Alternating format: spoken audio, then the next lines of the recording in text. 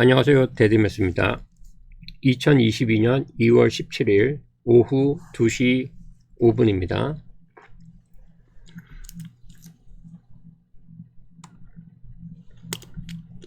오늘은 제목처럼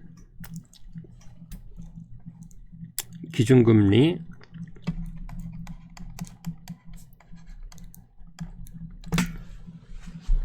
그 다음 인플레이션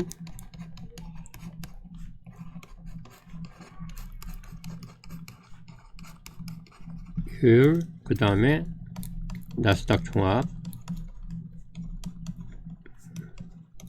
지수 그 다음에 S&P 500 지수 이 네 가지 갖고 어떤 상관관계가 있는지를 한번 볼 텐데요.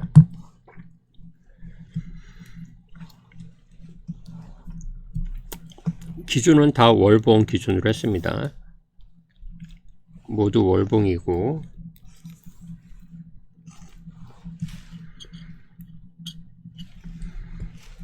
일반적으로 이제 이걸 설명하기 전에 우리가 알고 있는 실질 금리는 이 기준 금리 뭐 예금 금리 이런 식으로 보셔도 될 거고요. 그 다음에 이제 인플레이션율 이거를 이제 우리가 기대 인플레이션 실질 금리라는 거는 기준 금리에서 기대 인플레이션을 차감한 부분이 이제 실질 금리가 되는 건데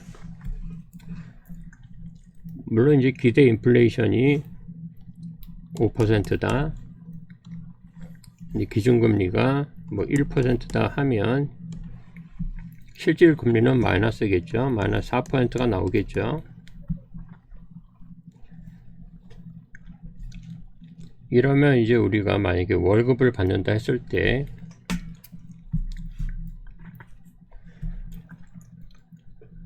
월급이 예를 들면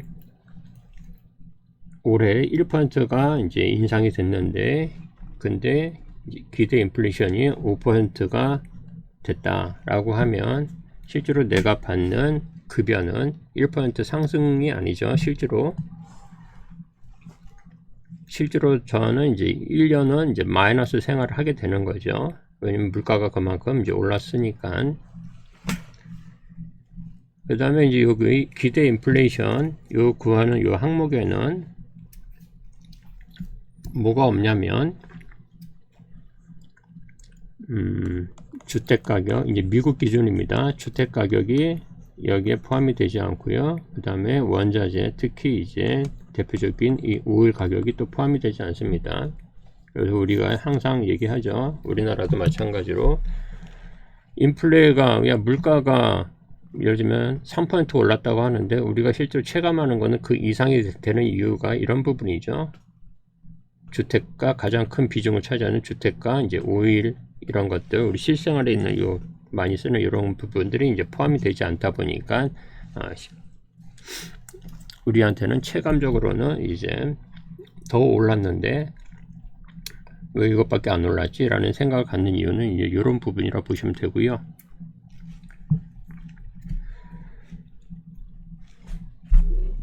그리고 뭐 지금 요거 이제 뭐 실질 금리를 뭐 연준이 이건 이제 뭐 올리면 예를 들면 인플레이션이 이제 5%인데 연준이 이거를 뭐 기준금리를 뭐 8% 올렸다 그러면 실질 금리는 이제 3% 플러스 3%가 되는 거죠.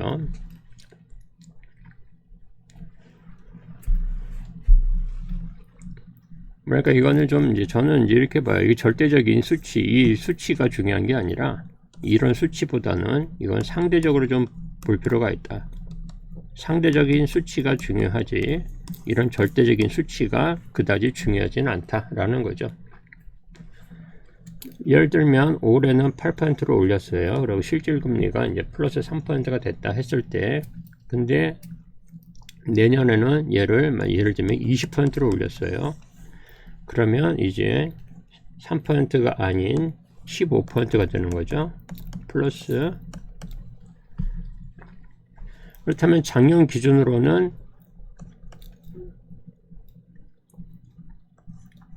어떤가요? 이게 금리가 훨씬 올랐기 때문에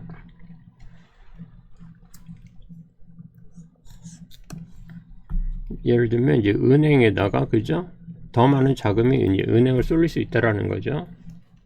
이때보다는 더 많이 쏠린다라는 거죠. 이런 그래서 더의 개념이 들어가기 때문에 이거는 절대적으로 뭐 플러스 3이 좋고 마이너스 4가 나쁘고 경제에 미치는 영향이 이런 거는 좀 잘 적용이 잘 안 되는 것 같아요. 그래서 이거는 상대적으로 좀 보자라는 거야. 과거보다 얼마, 과거보다 얼마 이런 거죠. 자, 대략 요거는 이렇게 보면 되고, 그 다음에 이제 오늘 설명할 부분은 이 부분인데,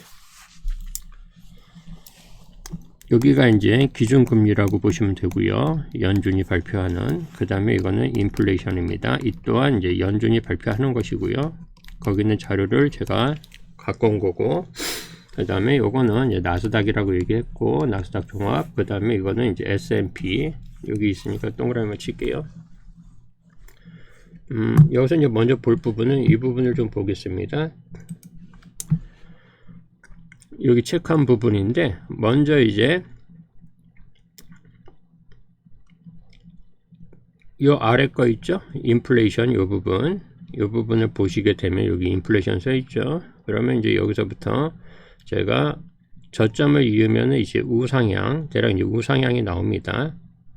그러면 제가 움직이는 커서에 따라서 모든 게 좀 변하는 게 보이죠? 그럼 먼저 여기 있는 나스닥을 한번 보겠습니다. 나스닥과 S&P를 한번 같이 보시면 잘 보십시오. 커서가 이제 지금 화살표가 움직이는 거를, 점선이 움직이는 거를, 자, 인플레이션은 이제 우상향을 합니다. 근데 인플레이션은 이제 2%가 빨간색으로 제가 해놨습니다. 표시를. 이 연준이 하는 물가 연동제가 2% 기준이었기 때문에 이걸 기준으로 좀 가겠습니다.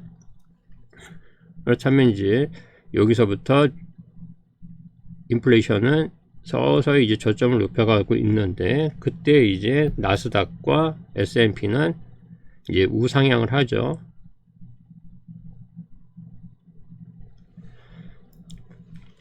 그러면 이제 인플레이션과 이제 어떤 주가는 어느 정도 상관관계가 있다고 봐야죠. 인플레이션이라는 건 이제 경제 성장이 대표적일 테니까. 그렇다면 이제 경제 성장이 된다라는 거는 기업들의 어떤 성장이 같이 이루어지겠죠. 기업들의 성장이 이루어지니까 경제 성장이 될 가능성이 높죠. 그렇다면 이제 나스닥과 S&P는 같이 성장하는 게 이제 정의 관계를 갖는 거죠. 플러스 관계, 양의 관계를 갖는 것이고, 그러면 이제 연준이 할 수 있는 거는 여기에 맞춰갖고 이제 금리에 대한 거겠죠. 그렇다면 이 금리도 한번 보십시오. 금리가 여기서 보시면 금리가 이제 하락이 되죠. 좀 올리겠습니다. 자, 여기서 보시면 이제 금리 쪽을 보시면, 이쪽을 보시면 파란색을 따라가시면 됩니다. 금리가 하락을 하죠. 금리가 하락을 하는 상태에서 이제 물가가 오르다 보니까 연준이 이제 뭐 거기에 맞춰갖고 금리를 이제 올려도 뭐 시장에서 받아낼 만한 금리다 하면 뭐 주가에는 크게 영향을 미치지 않고 있습니다. 그래서 금리가 오른다 그래갖고 주가가 훅 빠지고 그러진 않아요. 그 부분은. 자, 그리고 이제 여기까지 제가 끝에점까지 여기까지 왔을 때 금리가 이제 동결시키는 상태에서 이제 살짝 좀 내리죠. 여기까지 좀 보셨나요? 같이 다시 한번 보겠습니다. 여기 있는 지금 제가 왔다 갔다 하는 이 동그라미 커서 있는 데를 먼저 보시면서 그 다음에 이제 여러분들은 이제 뭘 보시면 되냐면 요거와 같이 여기 나스닥과 여기는 S&P를 보시면 됩니다. 자, 인플레이션이 올라가지만 저점을 갱신하면서 올라갈 때 나스닥과 S&P는 상승합니다. 그 다음에 이제 연준은 이거에 맞춰갖고 이제 금리정 통화 정책을 펴겠죠. 그러면은 연준이 동결을 하다가 이제 금리를 내립니다. 내리는 상태에서 이제 인플레이션을 맞춰갖고 이제 뭐 올리고 있는 거겠죠. 그 다음에 동결을 시킵니다. 자, 근데 이제 여기에서 보면 이때가 이제 2007, 2008입니다.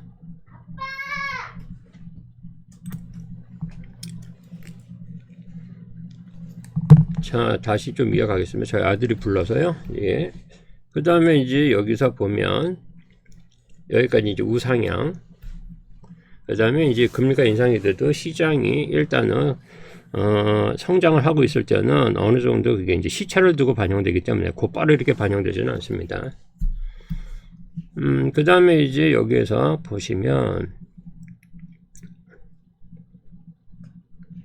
이번에는 여기 있는 금리 쪽을 좀 보겠습니다. 금리 쪽을. 근데 금리가 떨어지는데 하락을 하는데 공교롭게도 이제 순서를 좀 잘 봐야 되는데 금리는 떨어지는데 인플레이션도 떨어지죠. 그 다음에 이제 마이너스까지 갑니다. 그 다음에 주가도 다 폭락을 하고, 그러면 이제 우리는 금리를 먼저 볼 게 아니라 거꾸로 요걸 보겠습니다. 여기가 이제 금리를 올려놨는데 여기서 연준에서, 근데 이제 시장에서는 인플레이션이 좀 더 지속이 됐습니다. 그리고 나서 이제 인플레이션이 훅 꺼지면서 이제 주가가 이제 폭락을 하게 되는 거죠. 이걸 보시면 이제 같이 움직이죠. 주가가 폭락을 하게 되고, 그러면 이제 이 부분이 이제 왜 이런 부분이 생겼을까? 이 부분을 자, 여기서 보시면 일반적으로 이제 금리가 떨어지면, 그죠? 금리가 떨어지면 우리한테는 이제 어떤 일이 벌어지죠? 금리가 떨어지면 기업한테 좋은 환경이다라고 생각할 수 있는데, 근데 만약에 시장 참가자는 시장에 있는 어떤 참가자들 있죠? 뭐 일단 가장 큰 이제 기관들이 야, 이거 너무 고점 아니냐라는 그 생각이 이제 시장에 대한 의심을 하는 거죠. 연준의 어떤 능력에 대한 의심을 하는 거죠. 지금도 비슷한 상황이죠. 연준이 너무 무능한 거 아니야? 지금 뭐 손도 안 대고 있는 거 아니냐, 니네? 야, 이 정도 되면 금리 더 올려야 되는 거 아니야? 라고 하는데 이제 연준이 거기에 대한 이제 올바른 이제 적절한 통화 정책을 못했을 때 시장에서는 이제 그 불안감이 엄습을 하게 되는 거죠. 지금도 마찬가지죠. 지금 주가가 상상 초월할 정도로 비싸지 않습니까? 나스닥하고 S&P 500 지수 자체도 마찬가지고. 그러니까 이제 매수세가 안 붙는단 말이에요. 누가? 기관들이 안 붙죠. 개미만 이제 연락이 샀다 팔았다 하는 거죠. 지금 상황 자체가. 그러니까 이 주가를 지탱해 주는 거는 기관들인데 이 큰 돈들이 들어와야 되는데 거기에서 이제 큰 돈이 안 들어오게 되면 이 주가를 지탱할 수가 없는 거죠. 그래갖고 지금 여기서 오히려 여기는 금리가 떨어지는 거에 관심을 갖는 게 아니라 지금 인플레이션이 지금 현재 5 이상을 지금 찍었단 말이죠. 그러니까 굉장히 지금 급격한 인플레이션인데 여기서 이제 금리가 더 올라야지 이걸 잡힌다고 생각하는데 이제 그렇지 않았을 때는 이제 시장이 이제 무너지는 거죠.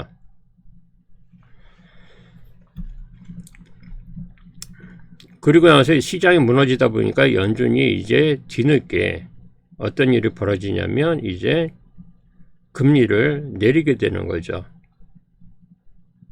그래서 이제 시장 이 금리가 이제 슬슬 내려오게 된다. 제가 이제 여기를 읽는 거는 그렇게 좀 읽고 있습니다. 이 부분이. 이때 뭐 특별한 사태는 있었죠. 서브프라임 모기지 리먼 사태가 터졌는데 그 자체도 저는 이제 연준이 잘못 대응한 결과의 어떤 부산물이다 라는 거죠. 돈을 무지하게 풀어놨으니까 이때도 이제 금리를 계속 낮추면서, 그렇다면 이제 기업들은 눈먼 돈들이 많지 않습니까? 그럼 그 눈먼 돈 갖고 돈을 더 벌기 위해서 이제 금융권이라든지 그런 데서 이제 엉뚱한 짓을 하게 되는 거죠. 온갖 파생 상품 만들어서. 그 또한 이제 연준의 이때 저는 이제 이거를 연준이 인플레 대처가 늦었다. 그 통화 정책이, 그래서 일단 여기 써놨지만 연준의 통화 정책이 실패했다. 여기 이제 써놓은 것처럼. 그래서 이제 자산 시장이 붕괴하게 된 거죠. 주식하고 이제 대표적인 건 주식하고 부동산이죠. 그리고 나서 이제 이렇게 꺼졌으니까 그 다음에 이제 금리를 이제 저금리 시대를 맞이하게 됩니다. 저금리 시대. 빨간색 이 부분입니다. 글씨가 좀 작으니까 좀 키울게요. 그래서 여기 있는 이 평평한 구간 2008년부터 거의 무려 여기까지 들어오면 이제 한 8년이네요. 거의 8년 정도를 저금리로 들어옵니다. 당연히 이제 이 꺼졌던 시장이 이제 여기서 다시 보겠습니다. 인플레이션 요거 요 부분 요 빨간색 보이시죠? 이 빨간색. 자, 대략 요것도 이제 저점을 찍으면 이런 식으로 우상향은 나옵니다. 저금리 시기입니다. 이때가 여기 따라오시면은 이제 또 다시 저기 있는 나스닥 종합지수와 S&P를 한번 같이 봐보세요. 제가 움직일 동안 여기서도 또 엄청난 이제 우상향이 또 나오는 거죠. 이때 이제 연준의 통화 정책은 저금리 그냥 가는 거죠. 평평한 상태에서. 그러면 이제 여기에서 이제 저금리 기간에 이제 어떤 일이 생기냐면 이 리먼 때 고금리로 가서 이걸 잡았어야 되는 부분, 이 인플레를 잡았어야 되는 부분을 그 통화 정책이 실패했기 때문에 이때 이제 부도 처리가 돼야 될 이제 죽어야 되잖아요. 일단 운영 잘못했던 어떤 기업체들은 죽었어야 되는데 그러니까 부도가 났어야 되는데 그게 이제 이 저금리 정책 그걸 처리 못하고 저금리 정책에 또 그 좀비 기업들한테 돈이 들어갔다고 보는 거죠. 그래서 이 저금리 기간 동안에 이 좀비 기업들도 엄청난 또 이제 저금리 혜택을 또 보면서 살아남는 거죠. 근근히 얘네가. 그러다 보니까 이제 여기 있는 이 저금리 기간 동안에 나스닥, S&P 다 우상향. 엄청난 거죠, 이게. 그래서 여기는 이제 좀비 기업들이 상당수 있다. 자, 그 다음에 이제 이 기간이 거의 무렵에 왔을 때 이제 연준은 다시 금리 인상을 하게 됩니다. 그 다음에 이제 여기 있는 하얀색 박스, 이 하얀색 박스 있죠? 나스닥과 여기 S&P 500, 그 다음에 여기에 기준금리에도 이제 하얀색 박스를 했는데, 이 시기 때 이제 연준이 한번 통화 정책을 볼게요. 이번에는 연준이 여기서 이 정도 이제 다시 우상향하면 자산시장에 거품이 들어갔다고 봐야 되지 않습니까? 근데 여기서 이제 실제로 금리 인상을 하는데 그렇게 많이는 못합니다. 그게 이제 저희가 알고 있는 2018년경에 있었던 이제 하락이 요때 이제 요거 몇 퍼센트 되지도 않는 요거 금리 인상했다고 하고 이제 그 사단이 난 거죠. 그러면서 이때 이제 여기 보시면 나스닥과 이제 S&P가 S&P 500에서 이제 또 큰 폭의 하락이 나옵니다. 요거 인상했다고 하락이 나올 정도면 굉장히 건강하지 않은 거죠. 일단 미국 주식 시장 자체가 저는 그렇게 봅니다. 뭐 남들은 어떻게 보는지 모르겠지만. 그리고 나서 이제 시장이 이제 다시 하락하다 보니까 다시 금리를 인하하는 정책을 펴게 되는 거죠. 그러다가 이제 뭐가 왔습니까? 그러면 이제 저는 이거를 이제 연준의 두 번째 실패로 보여요. 이때는 금리 인상을 더 해서 전에 처리 못했던 이 좀비 기업들이 있지 않습니까? 저금리, 그 다음 리먼 이전에부터 있었던 얘네들이 처리가 되고 좀 이제 건강한 기업, 건강한 어떤 주식 시장이 돼야 되는데 얘네들이 그대로 살아남은 거죠. 좀 올렸는데 여기서 이제 더 올려서 적어도 전고점 정도까지 가졌다 하면 전 차트로만 보니까 여기 있는 전고점 있지 않습니까? 여기 금리에서 여기 지금 금리 보고 있는 겁니다. 그러면 상당 부분이 이제 죽어야 될 기업들이 죽고 그 돈이 거꾸로 괜찮은 기업한테 더 투입이 되고, 그 다음에 신생 기업들, 괜찮은 기업들 있지 않습니까? 거기에 더 투입이 될 텐데, 이게 이제 쓸데없는 기업들한테 많이 들어갔겠죠. 그러니까 쓸데없는 짓 하게 되는 거죠. 물론 그걸 통해서 이제 실업률은 낮아질 수는 있지만, 근근히 사는 거죠. 그래서 이때 금리가 더 올랐어야, 금리 인상이 더 필요해야 되는 시기였는데, 이걸 금리를 거꾸로 내려버리니까, 이제 어떤 일이 벌어졌느냐. 이제 이때도 굉장히 불안한 상태였어요. 그러다가 이제 코로나가 들어온 겁니다.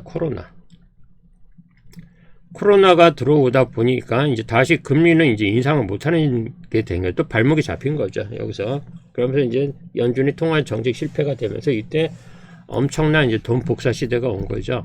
그러면서 유동성을 무지하게 풀었던 거죠. 지금까지도 풀고 있는 것이고, 현재까지도 뭐 유동성이 풀리고 있다고 봐야죠.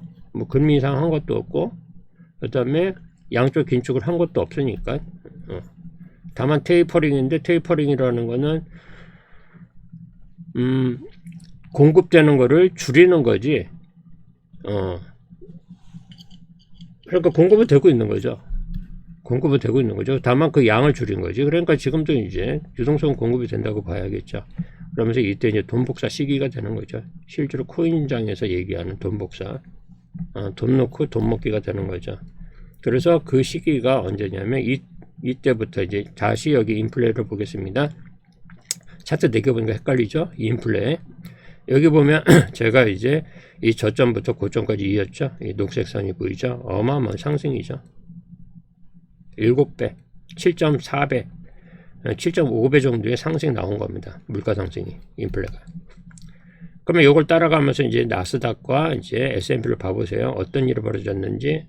엄청난 또 하나의 역대 거의죠. 최고의 이제 거의 이제 닷컴 버블과 비슷할 정도의 기울기를 갖는 어떤 이런 또 직선이 나오는 거죠. 그게 이제 현재 모습이라고 보는 겁니다. 금리도 낮고, 금리가 낮은 상태에서 돈까지 무지하게 풀어댔고. 근데 이제 그렇다면 지금 이 자체가 이제 여기서 연준이 이제 뭔가 액션을 취해야겠죠. 액션을 취해야 되는데 그 액션이란 건 뭐밖에 없나? 이거 연준이 할 수 있는 건 없죠. 다시 이제 금리 인상밖에 없는 거죠. 근데 금리 인상을 예를 들면 이제 어느 정도 해야 되느냐라고 이제 보면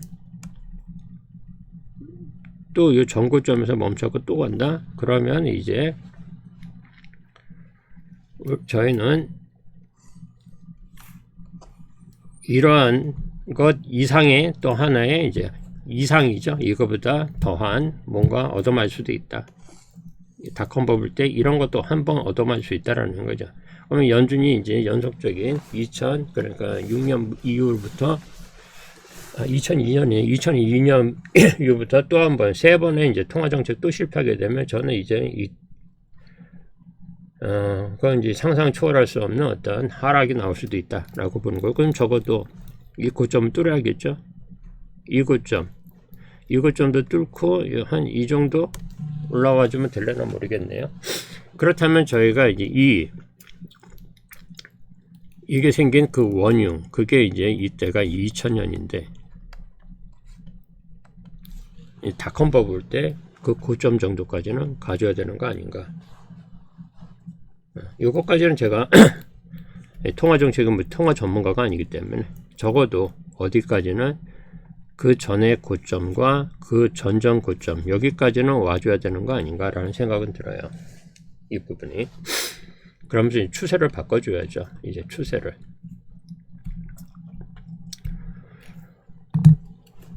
그래서 지금은 연준이 할 게 금리 인상하고 양적 긴축. 그거밖에 없다. 양적 긴축도 이제 금리 인상에 영향을 직접적으로 미치니까 그 부분도 별로 할 게 없다라는 거죠. 연준도. 이미 연준은 무능하다. 지금 공식이 어느 정도 성립됐다고 보거든요. 그렇다면 이 무능함을 탈피할 수 있는 거는 뭐 하나밖에 없는 거죠.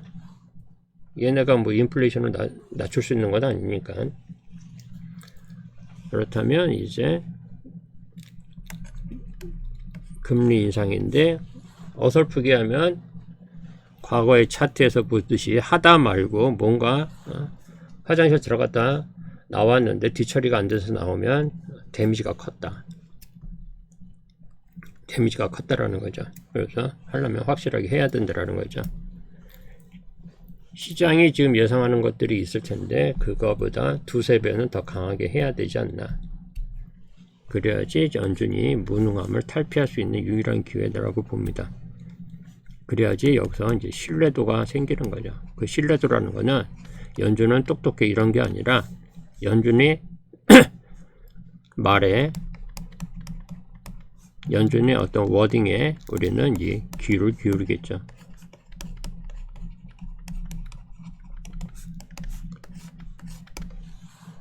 긴장을 한다라는 거죠, 시장이. 근데 지금 시장이 긴장을 안 하는 것 같아요. 왜냐면 이제 이 무능한 사람한테 저희가 뭔 얘기해도 무능한 집단이 뭔 얘기를 해도 긴장할 이유는 없지 않습니까? 현재 이제 그런 상태라고 보입니다. 그래갖고 지금은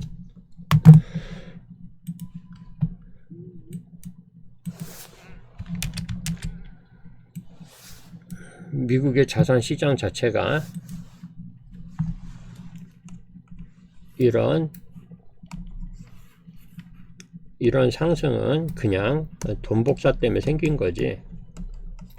무슨 얘네한테 무슨 펀더멘탈이든 빅테크도 마찬가지로 봅니다. 저는 얘네도 무슨 펀더멘탈이 갑자기 없던 게 이렇게 생길 수는 없다고 봐요. 그냥 유동성 때문이다. 쉽게 얘기하면 돈이 많이 생겼다. 돈 그냥 무조건 사주더라. 그러니까 오르는 거지. 무슨 얘네가 어떤 펀더멘탈이 갑자기 그렇게 좋아질 수는 없죠. 저는 그렇게 봅니다. 예를 들면 이제 저런 거죠. 예를 들면 저희가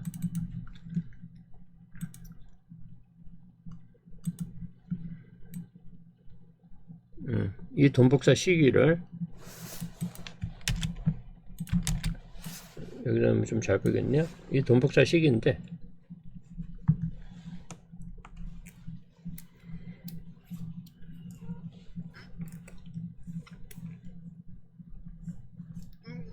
그러면 이제 주체는 정부, 기업, 뭐 개인이 있지 않습니까? 정부는 돈을 풀려고 해도 뭐 명분이 있어야 되는 거죠. 그래서 어떤 코로나 명분 갖고 풀어댔고 그 갖고 또 부족하니까 돈을 어떻게 4차 산업이라는 명분을 또 갖다 붙였죠. 미국 정부 기준이에요. 그 다음에 이제 친환경 같은 거, 뭐 코로나 때문에 그 코로나가 왔기 때문에 미국 정부는 살았다고 봐요. 저는 안 그러면 그 전에 폭락이 크게 왔을 텐데. 자, 그 다음에 이제 뭐 돈을 풀어야 되니까 그냥 풀면 이제 세금이니까 욕먹잖아요. 그러니까 이제 뭐 4차 산업, 친환경, 이런 세 가지 카테고리 갖고 무지하게 풀었던 거죠. 그러면 이제 기업은 어떻게 되느냐. 돈이 엄청 풀리고 있으니까 이양 만드는 거 왕창 만들면 되는 거죠. 뭐 재고 뭐 걱정할 필요 있나요? 그냥 만들면 다 팔릴 텐데. 그 다음에 이 양 만드는 거 뭔가 자꾸만 뭐 갖다 붙이는 거죠. 우리는 뭐 4차 산업이니 아니면 뭐 친환경이니 이런 거 그냥 막 갖다 붙이는 거죠. 그러면 사람들이 이제 이런 마케팅이죠. 마케팅. 마케팅으로 이제 판매하는 시대가 됐던 거죠. 마케팅으로. 그러면 이제 개인은 뭐냐? 개인은 이제 우리도 생각해보면 그러지 않습니까? 만약에 내가 지금 원래 100만원 갖고 생활을 하던 사람이 1000만원이 생겼다. 그러면 이 양 먹는 거 그 전부터 좋은 거 먹을 테고 이 양 사는 거 좀 폼나는 거 사고 싶은 것이고 이 양 사는 거 좀 명분을 가지고 그저 폼 잡고 살 수 있는 게 뭐냐. 이런 친환경 같은 거 갖다 붙이는 거죠. 뭐 4차 혁명이 어쩌고 저쩌고 그러면서 이제 이 돈복사 시기에는 이런 것들이 생기는 거죠. 이제 눈먼 돈들이 많다 보니까 이제 초과 수입이 발생하는 거죠. 초과 수입이 발생하다 보니까 이제 사치와 어떤 이제 폼 같은 말이지만 이제 이런 쪽으로 이제 수비가 더 커지는 거죠. 그러면서 만들어낸 나스닥과 S&P 그러니까 미국 주식의 핵심은 저는 그냥 돈이 많이 들어서 생겼다라고 보는 겁니다. 펀더멘탈은 그런 거는 그냥 액세서리일 뿐이고, 제가 보는 건 그렇고요. 이건 저희 기준이니까. 예.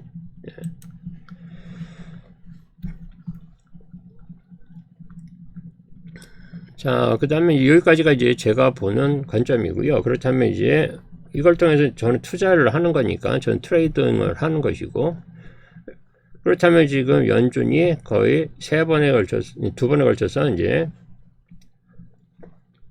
실패를 했는데, 이제 무능한 집단이 되어버렸는데, 이제 앞으로 얘네가 그나마 이제 신뢰를 좀 얻는 방법은 이제 금리 인상밖에 없다라는 거죠. 금리 인상.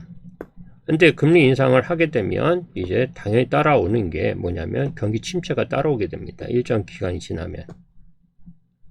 수순이죠, 수순. 왜냐면 인플레를 뺀다라는 거는 이제 거꾸로 가야 되니까. 그러면 이제 경기 침체가 됐을 때 이 주식 시장은 이제 어떻게 이 투자 시장이죠. 투자 시장. 그러니까 위험 자산이 있는데, 그러면 이제 주식과 이제 부동산, 그다음 코인. 전 코인도 하니까 코인도 대표적인데, 그다지 좋지는 않겠구나 라는 생각이 드는 것이고요. 그러면 이제 얘가 어디 정도까지 빠질까? 저는 이제 이것도 제 이제 개인적인 예상이고, 그 전 차트에서도 얘기한 부분들이 있기 때문에 저는 이제 이게 코로나 전까지는, 코로나 시대에 그 무렵까지는 빠지지 않을까. 그렇다면 나스닥은 일단 한 9,000대, 대략 S&P는 이게 얼마인지 한 3,200 정도 되는 것 같았어요.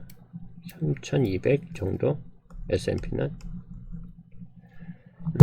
이 정도까지는 빠져주지 않을까. 그리고 더 빠질 수도 있는 거고요. 일단 이 정도까지는 제가 이제 보는 부분이고. 자, 그러면 이제 우리가 투자자 입장에서 다시 한번 보면, 우리는 투자자입니다.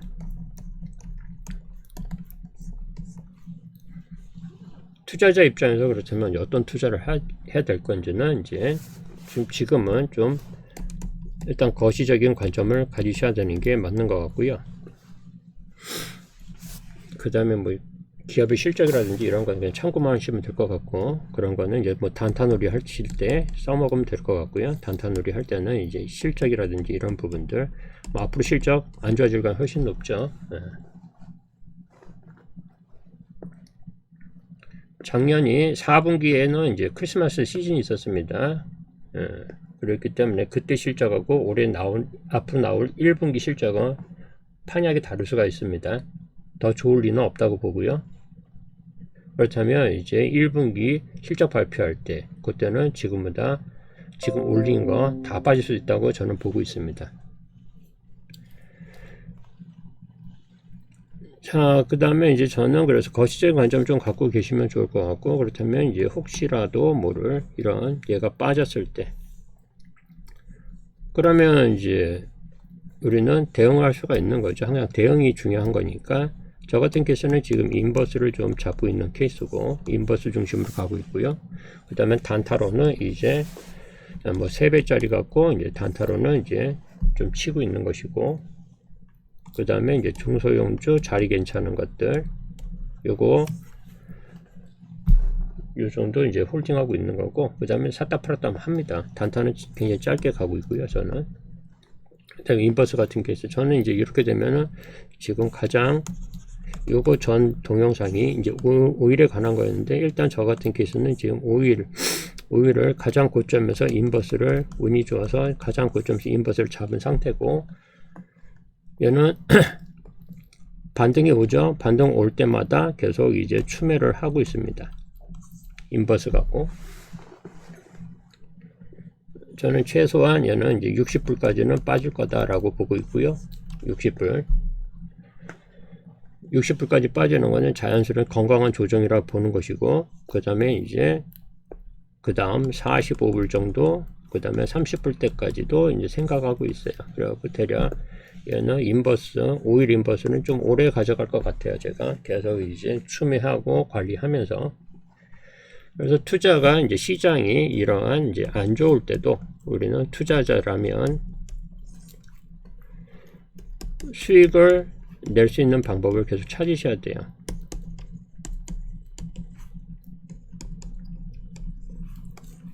그냥 멍하니 있는 게 아니고. 그럼 우리가 이제 여러 가지 상품들 찾아야 된다는 거죠. 현재 이제 금값이 굉장히 좋은 모양으로 상승을 하고 있어요. 금이. 이런 것도 관심을 가지셔야 되는, 금을 사라는 게 아니라 금이 상승을 하고 있는데, 그렇다면 뭐죠? 이건 달러 약세를 얘기하는 거고, 달러 약세라는 거는 당연히 미국 자산 시장이 안 좋아질 가능성이 높다라는 거죠. 이 부분이. 예를 들면 저런 거죠. 그러니까 일반적으로 이제 달러가 강세가 되면 미국 자산 시장은 안 좋아져요. 근데 달러가 약세가 된다라는 거는 미국 자체가 안 좋아진다고 보면 되는 거죠. 이 부분이. 그래서 그런 부분도 여러 가지로 지금 한번 잘 살펴보시고, 어떤 현재 이제 시장을 좀 크게 보고 거시적인 관점에서 내가 투자할 부분과 그 다음에 이제 단기적인 관점에서 투자하는 거, 이렇게 좀 분리를 해서 하면 여기서 수익을 어느 정도 낼 수 있고, 여기서는 좀 더 큰 수익을 낼 수 있죠. 거시적인 거니까. 이런 식으로 좀 분리해서 투자를 하신다면 뭐 즐거운 투자고 그 다음에 안전한 투자가 되지 않을까 해서 이 동영상을 만들어 봤습니다. 철저히 이 내용은 저희 개인적인 생각이기 때문에 그냥 참고만 하시면 되고요. 여기까지입니다.